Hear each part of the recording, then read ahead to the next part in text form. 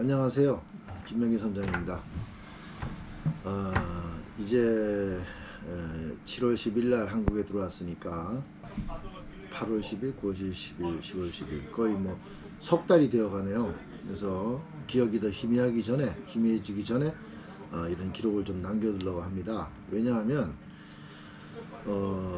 상당히 좀 기분 나쁜 그런 이야기일 수도 있는데, 실제로 우리 한국의 세일러들은 세계 일주 항해가 아예 모르고 있어요. 저도 모르고 갔어요.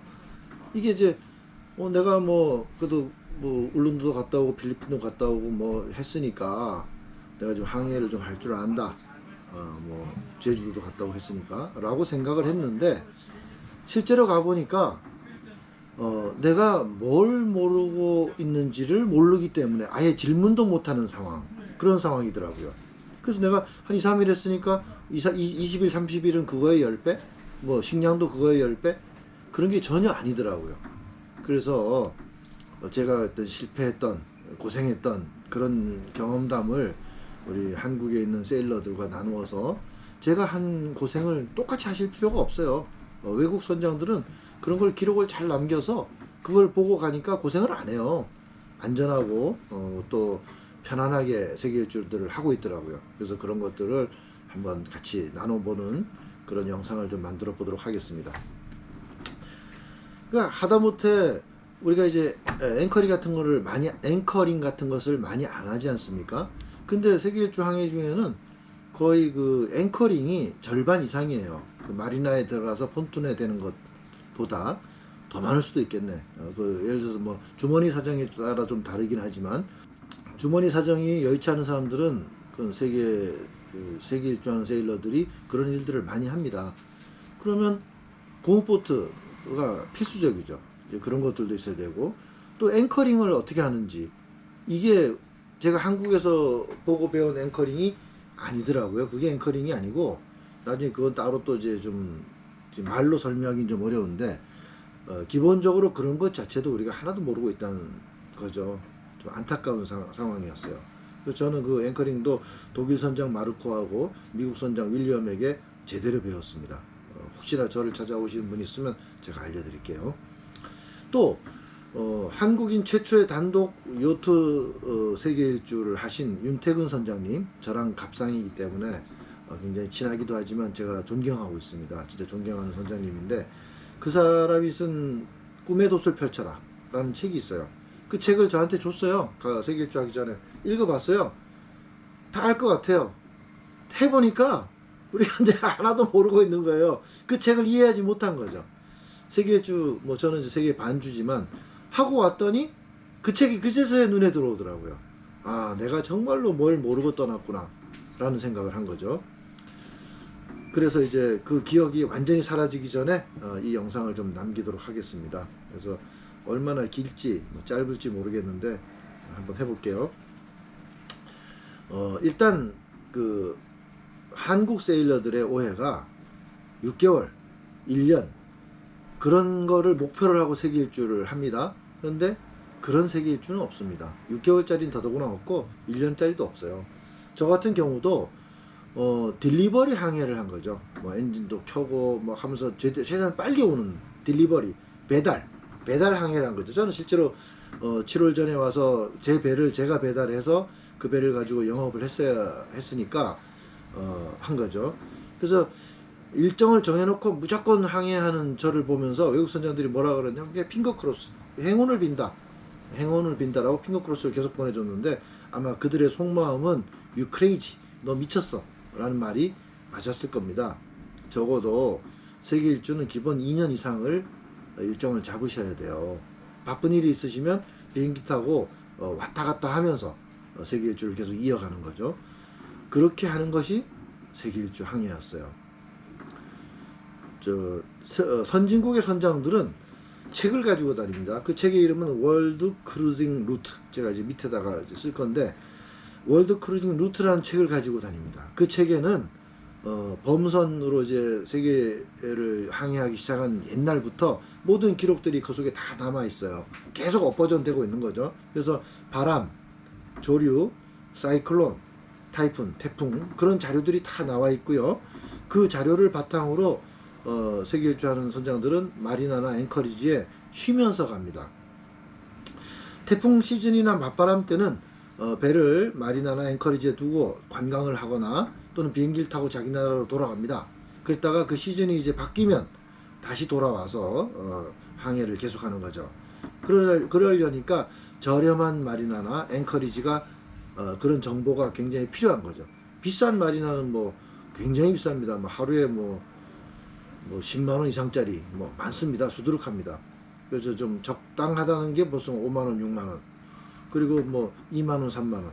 또 이제 무료로 있는 앵커리지 같은 경우가 굉장히 선호하는 곳들이죠. 그런 정보들이 필요합니다. 그리고 앵커리지는 어찌됐든 아무리 싸도 좀 공인된 곳, 그런 데로 가야 됩니다. 제가 존경하는 김석준 선장님은 그 코비드 때문에 2년 동안 못 돌아갔는데 태국 앵커리지에서 배를 싹 다 틀렸습니다. 그 도둑놈을 기록하는 기록 장치까지 털어갔대요. 예. 그러니까 반드시 공인된 곳으로 하셔야 됩니다.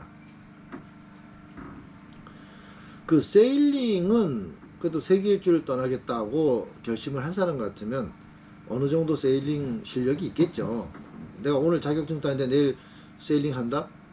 그것도 진짜 크레이지겠죠. 그런 사람들은 많지 않을 겁니다. 근데 세일링 정보보다 더 중요한 게 생활 정보입니다. 우리가 뭐 1년을 세일링 한다 또는 2년 동안 한다 그러면 그거는 2년 동안 생활을 한다는 의미 아닙니까? 그러니까 선상 생활을 하고 또는 육지에서 마리나에서 생활을 하고 하기 때문에 생활 정보가 굉장히 중요합니다. 생활이 세일링이에요. 자, 첫째 이런 것들이죠. 카드가 되냐? 한국에서는 상상 못할 일입니다. 카드가 안 되는 경우가 되게 많습니다. 그래서 최소한 비자 카드를 2개 이상을 가지고 가셔야 됩니다. 멀쩡한 카드가 안 돼요. 갑자기 미칩니다. 또 카드가 아예 안 되는 곳들이 있어요. 이런 곳들은 달러를 써야 되는데 달러를 어떻게 바꾸느냐, 또 환율 정보 같은 거 그런 것도 되게 민감하죠. 그래서 달러를 받아오는 것도 중요하고 달러를 그걸 그 나라 돈으로 바꿔야 되는데 적절한 양만큼 바꿔야 되겠죠. 많이 바꾸면 또 그 나라를 떠날 때 그 돈이 또 소용 없어지니까. 그래서 그런 거를 적절하게 미리 이제 확인해 가지고 달러를 바꿔야 됩니다. 그 다음에 심카드 같은 경우에 인터넷이 돼야 되지 않습니까? 그래서 우리나라 로밍 서비스는 세상에서 제일 비싼 서비스 중에 하나입니다. 뭐 10기가에 뭐 8만원 막 이렇잖아요. 그런 거는 정말로 안 될 때만 쓰는 거고 또 로밍이 안 되는 나라들도 있습니다. 보통은 심카드 현지에 도착하자마자 심카드부터 삽니다. 근데 그런 것도 이제 7,500원에 뭐 30기가 뭐 무제한 이런 건 조심하셔야 돼요. 실제로 써보니까 한 10기가 이상 되면 안 되더라고요. 그러니까 비싸거나 싸거나 한 10기가 정도가 한계인 것 같습니다. 그러면 어떻게 되냐? 10기가짜리를 여러 개를 사면 되는 거죠. 상황에 봐가면서. 그리고 그게 그 나라를 떠나면 안 됩니다. 다음 나라에 가면 다시 또 심카드를 사야 됩니다. 그러니까 심카드 용량, 정보, 비용 이런 거를 잘 계산해서 쓰셔야 됩니다. 또한 외국 선장들은 위성통신 그 이리듐 있죠. 이리듐 전화기를 필수적으로 가지고 다닙니다. 그리고 바다 위에서 출입국 신청이 잘 안 되고 이럴 때, 그럴 때는 아프리카, 이집트 이쪽을 오다가 수단에 갔는데 수단엔 카드도 안 되고 당연히 전 수단 돈은 없고 달러도 준비가 안 됐었어요. 뭐 카드가 다 되는 줄 알았으니까. 근데 안 되더라고요. 카드 하는 데가 한 군데도 없어요. 그래서 그때 이제 막 조사를 하다 보니까 웨스턴 유니언이라는 은행이 있어요. 미국 은행이에요. 웨스턴 유니언. 근데 저는 다 계좌가 없었죠. 그런데 알고 보니까 나도 모르는 사이에 카카오뱅크에서 웨스턴 유니언하고 연결이 돼 있더라고요. 그래서 뭐 이건 약간 좀 불법이 될지도 모르겠어요. 그렇지만 달러가 하나도 없고 난 돈을 써야 되니까. 그래서 그쪽에서 모하메드가 알려주더라고요. 그게 이제 여권에 있는 이름만 하고 나라, 예를 들어 수단, 뭐 모하메드, 뭐 누구 이렇게 해서 그리로 돈을 한국에서 이제 카카오뱅크로 돈을 보낼 수가 있어요. 그 돈을 보내면 내가 필요한 게 100달러, 이제 500달러다. 그런데 이제 그쪽에 비용이 500달러다. 그러면 1000달러를 보내는 거예요. 1000달러를 보내서 500달러를 제가 달러로 받을 수가 있는 거죠. 근데 그게 이제 걔네들은 이름이 뭐 모하메드 뭐뭐 이런데 이제 첫자, 첫 이름, 중간 이름, 끝 이름 이런 게 틀리면 안 됩니다. 그 이름을 반드시 확인해야 돼요. 그래서 그 이름대로 이제 순서대로 돈이 가야지만 그러면 이제 번호가 나오지 않습니까? 돈을 보냈다는 번호. 그 번호를 가지고 자기 그 여권을 가지고 가서 그 돈을 찾을 수가 있는 모양이에요. 되게 간편하게. 그래서 위급 상황에는 그렇게 달러를 이제 찾을 수도 있어요. 그리고 저기 아프리카 지부티에서 카드로 달러를 찾을 수 있는데 저는 안 되더라고요. 그것도 제 카드가 하나밖에 없었는데. 그래서 그런 경우에도 또 뭐 하루에 뭐 500달러인가? 뭐 그거밖에 또 찾을 수가 없고 그런 제한들이 많습니다. 그래서 여행할 때는 달러를 적어도 뭐 한 3, 4천 달러 이상 기본적으로 가지고 다니시는 게 마음이 좀 편하실 겁니다. 꼭 다 쓰란 얘기 아니라 그 정도를 가지고 있어야지 문제가 안 생긴다는 거죠.